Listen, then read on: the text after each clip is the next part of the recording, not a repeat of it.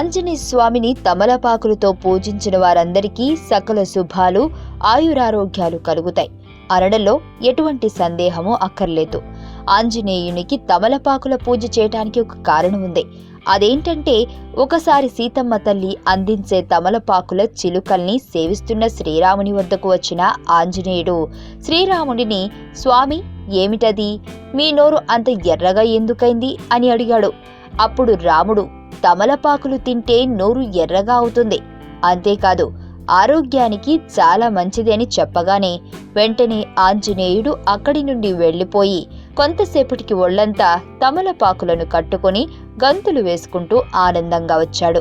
అప్పుడు ఆంజనేయుడి సంతోషాన్ని చూసిన సీతారాములు ఇద్దరూ ఇక నుండి ఎవరైతే ఆంజనేయుడిని తమలపాకులతో పూజిస్తారో వారికి సకల శుభాలు, ఆయురారోగ్యాలు కలుగుతాయని వరము ఇచ్చారు.